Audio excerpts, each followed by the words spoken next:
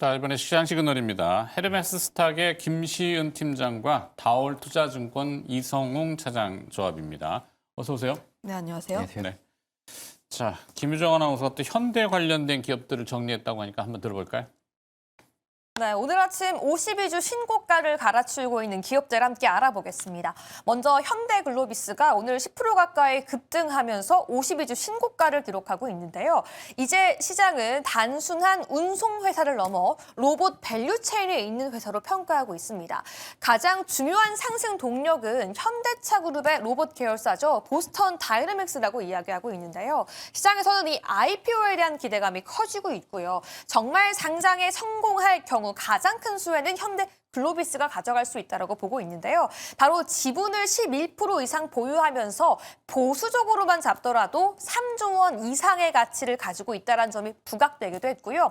특히나 CS2025에서 특히나 아틀라스를 공개하기도 했죠. 이번에는 2028년까지 로봇 약 3만 대를 양산할 수 있다라고 시장은 기대감을 키우고 있는데요. 정말 양산하게 된다면 현대글로비스가 부품을 조달하고 스마트 물류 시스템에 적용하는 그 실질적인 핵심 역할을 할 수 있다라고 시장은 기대감을 키우며 오늘 주가 상승까지 이어지고 있습니다. 다음 주목도 함께 체크해 보도록 하겠습니다. 현대건설도 역시나 13% 넘게 급등하며 52주 신고가를 갈아치우고 있는데요. 오늘 핵심 이슈는 바로 뉴욕 원전 사업에 유일한 참여하고 있는 국내 건설사라는 점이 다시 한번 부각됐습니다. 트럼프 행정부가 다시 한번 110조 원 넘는 규모의 거대한 원전 사업에 참여할 수 있는 그 수혜를 받을 수 있다라고 시장은 기대하고 있고요. 무엇보다 주말 사이 메타가 원전 기업과 6.6기가와트 규모의 원전 사업 계약을 체결하면서 다시 한번 국내 원전 종목들이 오늘 수급이 쏠리고 있습니다. 무엇보다 중요한 건 결국 주가는 수급이 이야기해 줄 텐데요. 국민연금공단이 지분율 11%까지 최근 확대하면서 현대건설에 대한 자신감과 신뢰감을 드러내기도 했습니다. 오늘 급등하고 있는 52주 신고가 관련 종목들 그 전망 지금 바로 함께 체크해 보시죠. 자, 현대글로비스와 현대건설이 들어왔네요. 현대글로비스 내용은 대충 뭐 다 파악이 되는 것 같은데 일단은 주가 측면을 좀 분석해 주시죠. 일단 이제 현대글로비스 그 장 초반엔 주가 좀 많이 상승했다가 지금 다시 한번 이 상승분을 내놓는 모습을 좀 보여주고 27만 원대 갔다 24만 원대. 네네. 그래서 오전에 좀 변동성이 좀 심한 모습을 좀 보여주고 있고 실질적으로 이제 뭐 보선 다이내믹스 어떤 주주로서의 어떤 부각도 있지만 그 전부터 주가 좀 올렸었던 부분은 이 현대차 그룹 쪽에서의 로봇과 관련돼서 가장 좀 실질적인 이 수혜를 받을 수 있는 게 현대글로비스라는 좀 평가가 좀 그전부터 좀 시장에서 나오지 않았나라고 좀 판단되고 있고요. 결국은 어떤 이제 물류가 아니라 어떤 로봇을 이용한 물류에 대한 저는 이제 개인적으로 이제 현대차 그룹들이 이제 보스턴, 이 CES 쪽으로서 관심을 많이 받고 있는데 이 부분이 지금은 관심을 받고 있지만 실질적으로 실적이나 뭐 이런 부분을 잡히려고 한다면은 현대 그룹 안에서의 상용화가 저는 일차적으로 필요하다라고 좀 말씀을 드릴 수 있겠는데 그 부분이 지금 현대글로비스가 가장 좀 가깝게 현대차 뭐 공장이나 여러 물류센터의 현대글로비스의 뭐 기술력과 이런 부분이 접목이 일차적으로 되는 기업이 바로 현대글로비스이지 않을까라고 좀 생각이 되고 있고 뭐 그런 점에서 지금 현대차 그룹들 많이 올랐잖아요.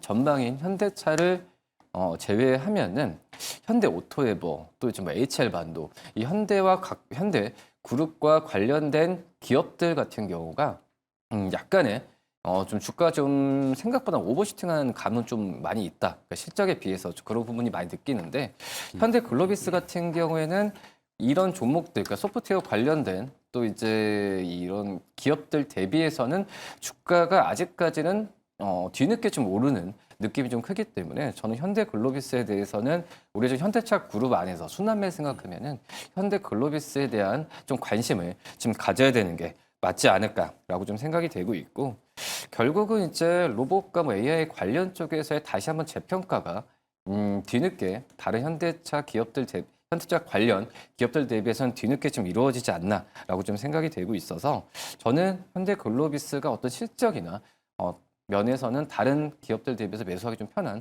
그런 구간이지 않나라고 좀 판단되고 있습니다. 네. 보스턴 다이나믹스의 지분 가치가 얼마인지를 예전에 들었는데 이게 제가 자료 찾다가 좀 놓치고 있는데 그래서 뭐 얼마 정도의 이제 보스턴 다이나믹스가 IPO를 할 경우에 지분 가치 얼마 정도 인정. 그래서 현재 주가 밸류에이션 얼마에 어떻게 그래서 뭐 저평가냐, 고평가냐, 뭐 아니면 뭐 적정이냐. 당연히 저평가라고 얘기를 하겠죠. 그렇죠. 어떻게 보면 뭐 11% 이렇게 좀 뭐 추산이 뭐 되고 있는 상황인데 지금 현재 제가 봤을 땐 그거예요. 이 보통 다이너 한마디로 이제 로봇 가치에 대한 그런 부분에 있어서 이 현대글로비스의 어떤 성장주로서의 어떤 좀 재평가가 좀 이루어지는 시점이라고 좀 볼 수 있겠고 이걸 딱 단순 어떤 이 지분 가치가 얼마가 된다라고 지금 현재를 예상하기에는 숫자로는 딱 보여지지 않는 건 분명히 좀 있다라고 좀 생각이 되고 있는데 그만큼 이제 기대감으로 오르는 건 맞지만 결국은 보면은 중기적으로 실적이 연결이 돼야 되는 게 1차적으로 필요하다라고 좀 생각이 좀 되고 있고요. 하지만 뭐 이 주가는 뭐 선반영이기 때문에 선반영인 상품이고 다른 현대차 그룹주들 같은 경우도 이미 좀 그런 부분을 좀 흡수하는 그런 상황이기 때문에 뒤늦게 어떤 순환의 관점에서 저는 이제 현대글로비스에 대한 매수 관점을 말씀을 드리는 상황이고요. 네. 그렇기 때문에 뭐 저평가다 지금 그 부분을 좀 논할 단계는 아닌 것 같아요. 지금은 현대차 그룹 전체적으로 좀 주목을 받고 있고 그 안에서 이 현대글로비스가 뒤늦게 좀 상승 여력을 좀 갖고 갈 가능성이 좀 크기 때문에 근데 중요한 부분이 왜 말씀을 드리냐면 아직까지 현대글로비스는 로봇가치 이런 부분이 아니라 이 물류 그리고 해운 쪽에서 기존 사업에서 실제 대부분 다 나오잖아요. 뭐 그렇기 때문에 이쪽에서의 기존 실적 추세나 이런 부분이 꺾이면 또 다시 한번 좀 애매해지는 상황이 오거든요. 뭐 그렇기 때문에 어떤 지분 가치에 대한 기대감으로 지금 올라가는 거지만 기본적인 실적은 물류와 해운 쪽에서 나온다라는 부분을 머릿속에 좀 유념해 두셔야 되지 않을까라고 생각이 됩니다. 네, 증권가에서는 보스턴 다이내믹스의 지분이 11.25%, 지분 가치 한 3조 원을 지금 추고 있고, 그래서 그 3조 원의 밸류에이션을 현대글로비스에다가 덮었으니까 목표가는 229만 원 이렇게들 리포트를 내놨네요. 현재 24만 원. 그러면 매수? 저는 약간 오늘은 관망이 필요한 네. 것 같고요. 오전에 이제 주가가 좀 상승 부분을 좀 많이 반납을 했잖아요. 뭐 그렇기 때문에 뭐 지금 현재 떨어졌을 때 매수하는 부분이 아니라 일단은 관망하지만 뭐 증권사 지금 뭐 당연히 좀 시적 추정치를 앞으로도 향후에 높일 가능성이 커요. 하지만 지금 현재 수준에서는 밸류 대비해서는 좀 오른 상황이기 때문에 일단은 관망하지만 저는 좀 주가가 좀 지금 현재 가격보다 좀 더 내려오게 된다고 한다면 그때 매수 관점을 좀 말씀드리도록 하겠습니다. 내려왔는데요? 지금 사야 되는 거 아니에요? 아 근데 좀 그래도 지금 현재 10%좀 오르고 있고 한번 오늘 일장만 좀 지나가서 판단하는 게 낫지 않을까. 알겠습니다. 자, 그다음에 현대건설. 사실 오늘 HD 현대 뭐 중국 뭐 현대차 그룹 쪽을 빼고 뭐 건설도 이게 쪼개져 있어갖고 그런데 자 일단은 뭐 갖다 붙이는 서사를 다 씁니다. 원전 그렇지 지어야죠 현대건설 맞습니까?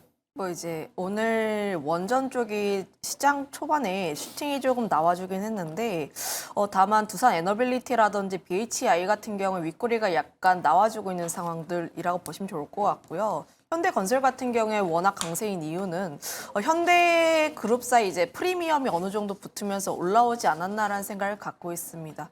원전뿐만 아니라 지금 뭐 변압기라든지 뭐 전선 이런 전반적인 강세에 대한 흐름들을 보게 되었을 때 여전히 에너지 관련했을 때 관련 종목군들 같은 경우에 조금 더 관심 있게 봐야 하는 것은 맞으나 오늘 시장에서 현대건설이 올라가는 이유는 현대그룹사의 좀 프리미엄을 어느 정도 받았다. 정도만 인지해 보시면 좋을 것 같고요. 이제 항상 스토리는 똑같습니다. 원전 이야기할 때 크게 바뀐 게 없죠. 산업적으로 보면은 여전히 AI를 활용하면서 전력이 부족하고 또 메타라든지 오픈 AI라든지 원전 쪽에 대해서 투자하는 부분들이 많다 보니까 그에 대해서 순환매 흐름들이 계속 나오고 있다라고 보시면 좋을 것 같은데요.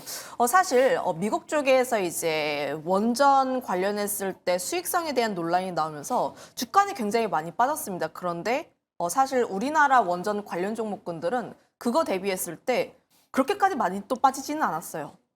뭐 BHI도 그렇고 현대건설이라든지 혹은 두산 에너빌리티도 그렇고 주가에 대한 하방 경직성이 굉장히 강한데 스토리가 계속 나와주고 있다라고 하면은 저는 충분히 더 움직일 가능성이 높지 않을까라는 생각을 가지고 있고요. 지금 하단에 뉴욕주 원전 사업 참여라는데 내용은 단독 뉴스이고요. 사업에 네. 대해서 참여하는 것이 아니라 사업서를 제출했다 정도입니다.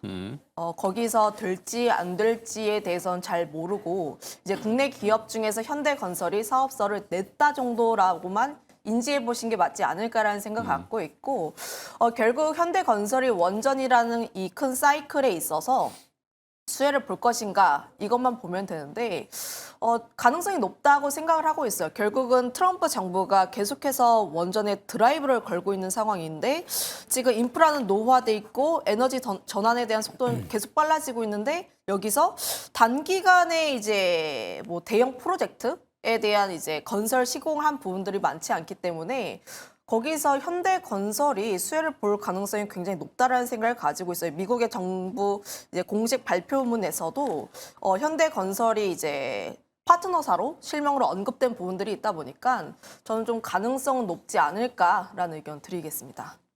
전략은 그래서? 전략은 이제 매수에 대한 의견을 드릴 텐데요. 다만 오늘 자리는 약간은 애매합니다. 지금 사실 전고점을 올라가면 따라가는 돌파한 거 아니에요? 부분들인데 오늘 종가 기준으로 한 8만 5천 원 라인대를 돌파하는지는 보고 매수를 해보신 게 맞지 않을까라는 생각을 가지고 있어요. 지금 시간대가 약간 애매한 시간대이고 윗꼬리가 이제 고점 돌파하면서 어느 정도 소화가 될 수 있는 그런 라인대이다 보니까 이 라인대를 계속해서 지지해 주기만 한다면 추세는 그래도 괜찮지 않을까라는 의견 드리겠습니다. 네, 현대건설 매수 전략 조금 명확하게 그래도 까일 거 따라 붙읍시다 뭐 이런 거 까일 거라니까 좀 그런가? 종가를 보고 따라 붙으십시다. 그런데 이제 종가가 종가까지 강해지면 그냥 따라간다. 네네. HD 현대건설 기계도 강하네요. 뭐 인프라코어를 지금 피흡수 합병을 하잖아요. 현대건설 건설 현장의 원전 그러면 당연히 건설 기계 쪽이 더 유명하지 않을까? 뭐 그것 더라는 건 좀 그렇지만. 번외 질문이었어요. 갑자기 생각나가지고. 뭐 더라고 하기보다는 사실 원전 관련했을 때는 원전 쪽으로만 보신 게 맞지 않을까라는 생각을 가지고 있고 네. 현대건설기계 같은 경우는 사실 저평가에 대한 내용들도 그렇고 재건 쪽에 대한 스토리도 조금씩 나와주고 있는 흐름들이 있다 보니까 네. 이런 부분들을 함께 보신 게 맞지 않을까라는 의견 네, 드리겠습니다. 뭐 꼭 재건은 아니더라도 재건은 언제 나올지 몰라가지고 95% 협상 다 됐다라는데 그 5% 지금 한 달 가까이 안 나오나요? 하여튼 자 그렇다 치고 네. 두 번째 시그널로 넘어가겠습니다. 김유정 아나운서 전해주시죠. 네, 지난주에 이어 오늘도 신세계는 52주 신고가를 보여주고 있습니다. 오늘 아침 9시 기업 설명회가 있었는데요. 그동안 투자자들의 의구심이었죠. 내수 부진에 대해 어떻게 극복할 것인가에 대해서 견조한 실적을 다시 한번 보여줬습니다. 이 부진한 내수 속에서도 소비자들은 백화점 명품에는 지갑을 활짝 열었다고 하는데요. 이로 인해 IR 직후 증권사들은 일체의 목표가를 상향시키고 있습니다. 부동산 가치도 함께 부각되고 있는데요. 고속버스 터미널도 개발되고 있고요. 특히나 고환율로 인해 수혜를 받고 있는데 이제는 내수 소비자만이 아니라 외국인 관광객들도 고환율로 인해 신세계 강남점과 고토점을 함께 방문하고 있다는 소식이 함께 들려오며 주가의 상승을 견인하고 있습니다. 그럼 다음 종목도 함께 체크해 보도록 하겠습니다. 이렇게 52주 신고가 종목 속에 지난주 급등했던 알테오젠이 오늘 4% 가까이 하락하고 있는데요. 바로 UBS가 지난 9월 이후 약 5개월 만에 다시 한번 독설, 매도 리포트를 쏟아냈기 때문입니다. 미래 성장성에 대해 의문을 제시하면서 고평가 우려를 제시하자 오늘 주가가 큰 폭으로 조정을 받고 있는데요. 그런데 이례적으로 알테오젠 측 역시 하나하나 조목조목 반박하는 공식 입장을 냈습니다. 바로 시간 1분밖에 투여되지 않은 키트루다 SC가 굉장히 효과적이고 미국 내 보험 코드 지원도 큰 문제가 되지 않는다. 있습니다. 그리고 ADC 계약 역시 이제는 추가적인 플랫폼의 무한 확장까지 가능하다라고 이야기하고 있는 건데요.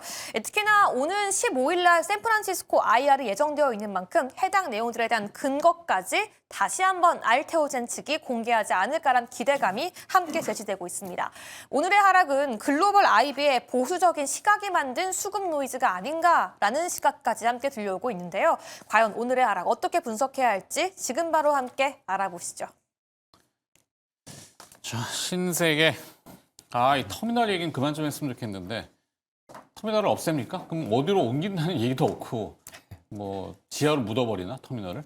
터미널 자체 그럼 고속버스 이제 안 타고 다니나? 뭐 없어요. 후에 대안도 없는데 그냥 개발을 할 거라는 기대감으로 신세계도 붙이고 막 한때 무슨 고속버스도 붙이고 네, 그거는 이제 그만했으면 좋겠다 생각이고 본질은 그게 아닌 것 같고 자 유통 본업인 지금 공정거래위원회에서 나온 아침 뉴스는 쿠팡에 대한 영업정지 가능성이 거론되고 있어요. 한국을 너무 무시했다 이거죠.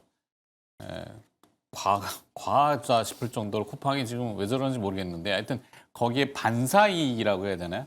소비자들이 퀵 배송도 중요하죠. 사실 거기에 접어들면은 벗어나기 좀 어렵긴 한데 그냥 나가서 사겠다라는 분들도 꽤 계시는 것 같아요. 신세계나 백화점 매출이 좀 올라갔죠.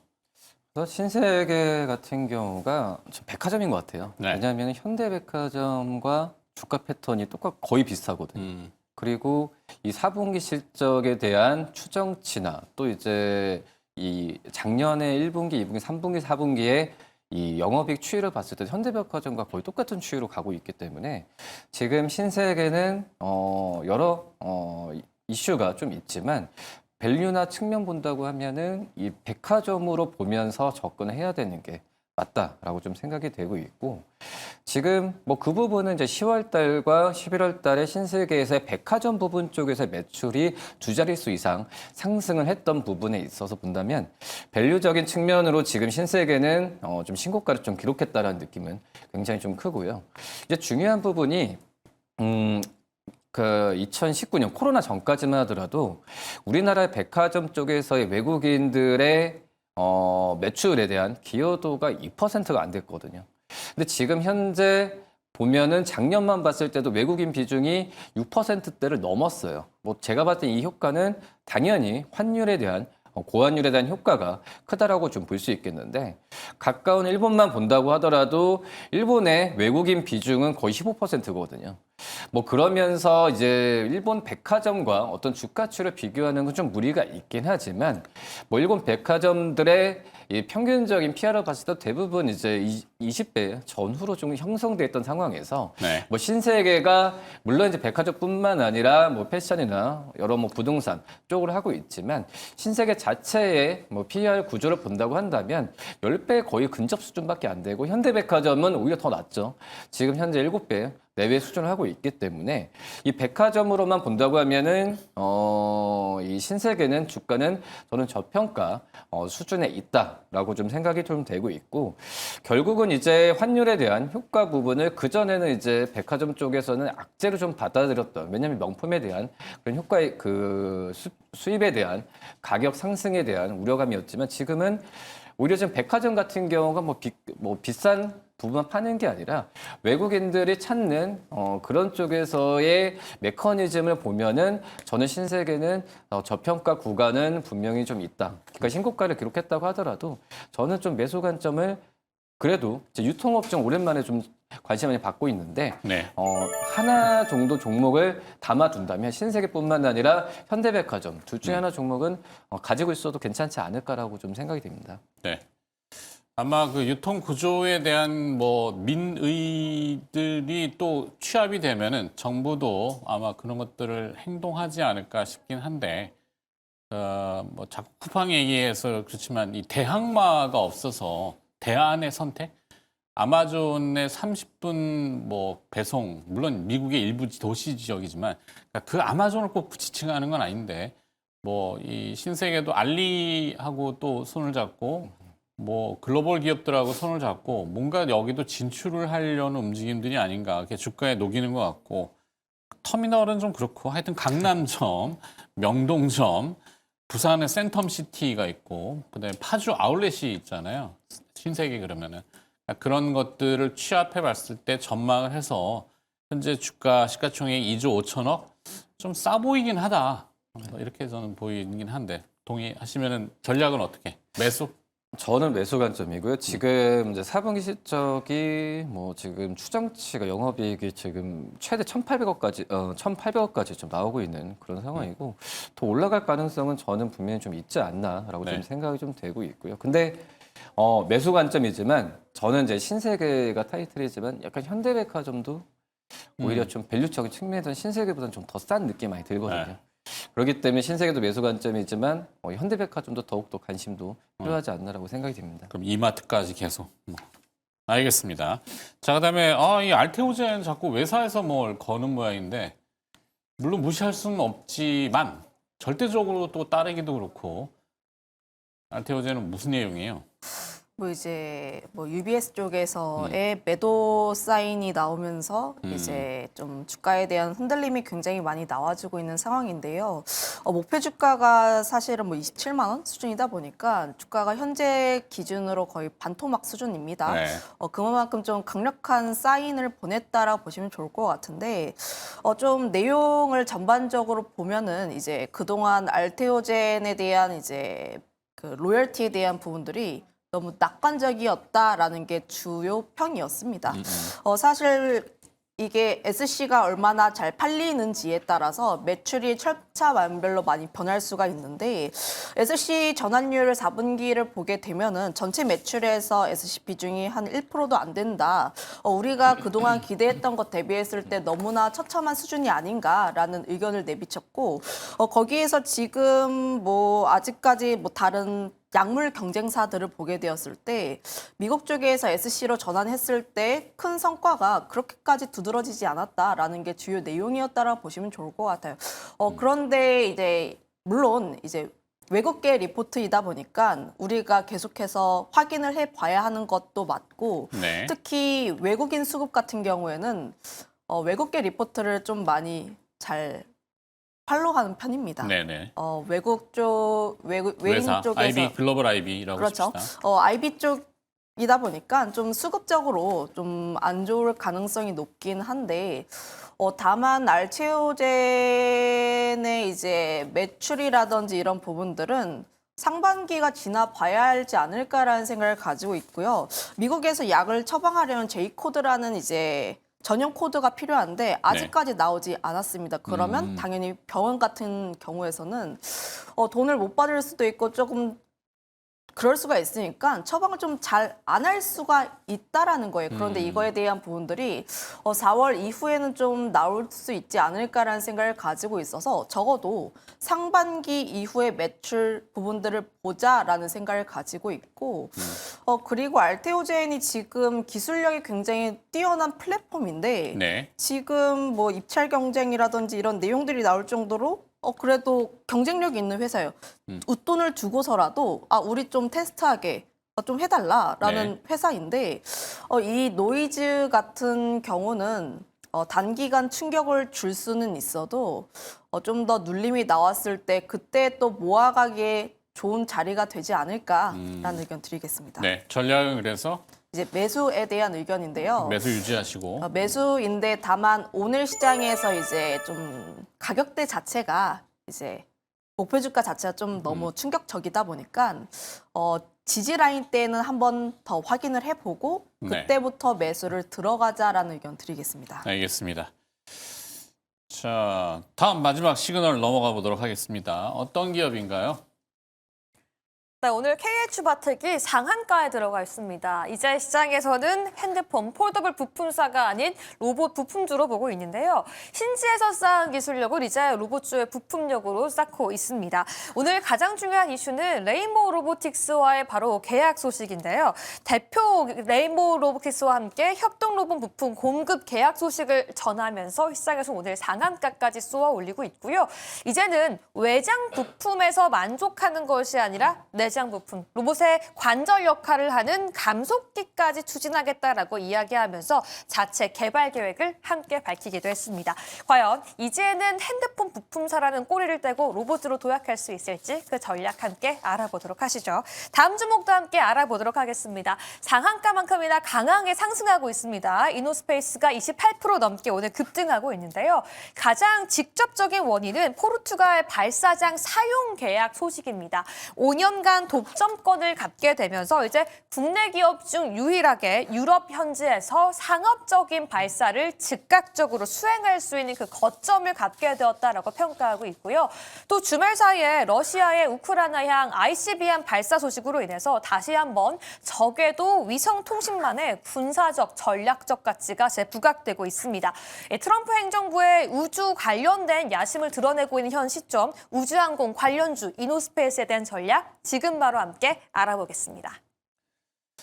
자, KH바텍 뜬금없이 가격 제한폭 상한가를 쳐가지고 재료에 확 붙어버렸는데 어떻게 판단을 해야 될까요? 나도 로봇 관련주다, 우리도 로봇 기업이다, 뭐라고 해야 돼요 이걸?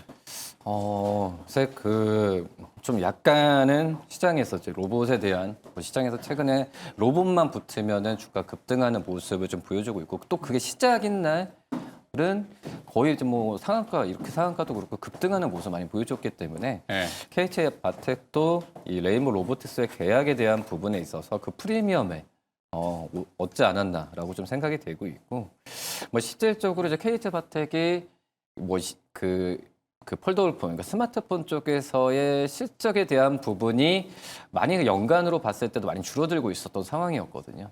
그래서 이제 KH바텍도 이 전장 부분, 뭐 전기차 쪽에서의 부품 조립이나 이쪽 사업을 뛰어들었던 그런 상황이었고 이제는 이 로봇 사업에 대한 부분도 진출을 하면서 새로운 목표를 계속 지금 개발을 하고 있는 그런 상황이라서 이제 KH바텍의 어떤 사업에 대한 어떤 그 계속 노력에 대한 부분이 주가로만은 이제 결실을 좀 붙지 않았나라고 좀 생각이 되고 있고 근데 이제 로봇 쪽에서의 어떤 실적에 대한 부분이 뭐 캐파가 좀 봐야겠지만 뭐 차지하는 비중이나 아직 이 부분은 연간으로 와서 계속 지켜봐야 되는 건 맞다라고 좀 생각이 되고 있거든요.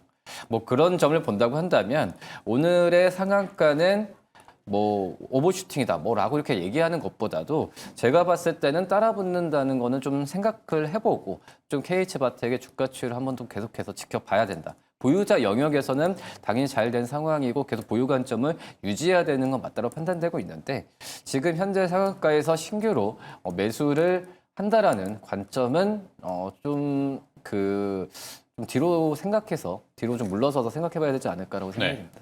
그래서 전략 관망? 관망입니다. 뭐 어떻게 할 수가 없죠 지금 뭐. 없죠. 네, 뭐 살 수도 없고 물론 상한가에 대놓고 들어오는 경우도 있겠지만 그건 너무 좀 무리한 그죠? 네. 관망 이렇게 그냥 내용만 정리하는 걸로 해서 넘어가고 이노스페이스 여기도 주가 변동이 크네요. 여기도 27%여서 지금 현재 자리에서 매수는 좀 어렵지 않나라는 생각을 가지고 있고요. 네. 사실 뭐 이제 포르투갈 관련 내용들을 이제 앞서서 언급을 해주었는데 그 내용들은 이미 지난주에 나왔습니다. 오늘에 대한 시세 분출 같은 경우에는 사실 뭐 차트에 대한 부분들 플러스 수급에 대한 부분들이 붙으면서 올라오지 않았나라는 생각을 가지고 있고요. 오늘 시장 라인에서도 보시면은 사실 이제 상장 첫날에 이제 종가라고 하죠. 그 라인대를 돌파하게 되면서 그 위에 매물대가 없으니까 좀 적은 수급으로도 굉장히 빨리 올릴 수 있는 그런 장점들이 있습니다. 이제 신규 상장주의 장점이자 단점인 게 한번 올라갈 때 매물대가 없으면 굉장히 빠르게 올라간다라는 거예요. 그런데 지금 우주항공 관련 종목군들이 시세를 잃을 명분이 있는가? 그건 아니죠. 2월 달에 미국 쪽에서 아르테미스 관련 이벤트도 있고 스페이스 X 같은 경우에도 워낙 큰 그 대형 IPO이다 보니까 사실은 상장 전까지 그 이벤트는 계속 지속이 될 수밖에 없는 흐름이라 보시면 좋을 것 같아요. 아무래도 1월 같은 경우에 좀 이제 뭐 로봇도 그렇고 뭐 우주도 그렇고 사실 뭐 꿈을 먹는 그런 종목군들이 계속해서 움직이는 그런 상황이라 보시면 좋을 것 같아서 우주항공 관련 종목군들이 스페이스 X 이슈가 이제 끝나기 전까지 계속 움직일 가능성이 높다라는 측면에서 제가 이제 전략은 분할 매수를 드리긴 했었는데 다만 저는 이제 오늘 시장에서 매수를 하시기보다는 네. 사실은 지금은 보유자의 관점이라고 보시면 좋을 것 같고요. 만약에 내가 이 종목을 너무나도 매수하고 싶다 하시는 분들 같은 경우에는 두 거래일 뒤에 보시는 게 맞지 않을까라는 생각 갖고 있습니다. 이 거래일 뒤에요? 왜요? 결국 오늘 시장에서 이제 눌리지 않고 그 라인대를 유지하게 과열로 된다면 들어가나? 과열 문제도 있고 지금 이격이 굉장히 많이 벌어져 있으니까 그러니까 이평선의 이격이 굉장히 많이 벌어져 있는 상황이다 보니까 사실 이제 하루 정도는 약간 음봉거리면서 좀 네. 약간 수급 조절이라든지 물량들을 어느 정도 조절할 가능성이 높다라는 생각을 가지고 있어요. 그래서 오늘 시장에서 너무 따라붙기보다는 오히려 이제 다른 종목군들이 맞지 않을까, 뭐 미래에셋 증권이라든지 차라리 이런 종목군들이 괜찮지 않을까라는 의견 드리겠습니다. 네. 웬만한 강심장이 아니고는 오늘 따라가기는 조금 그렇긴 하다, 그죠? 매매를 뭐 스킬 이렇게 방법적으로 한다고 해도 자 그래서 뭐 일단은 분할 매수라고 이제 분할 매수를 이제 그 내긴 9시쯤에 했었네. 이제 좀 원고를 드리다 보니까 네네네. 드리긴 했는데 사실 지금은 이해합니다. 관망입니다. 오케이. 자, KH바텍도 그렇고 이너스페이스도 그렇고 단기 급등을 했기 때문에 조금 관망 쪽으로 전략을 두 분이 제시해 주셨네요. 시장 시그널과 기업 들어봤고요. 헤르메스 스탁의 김시은 팀장, 다올투자증권의 이성웅 차장 두 분이었습니다. 고맙습니다.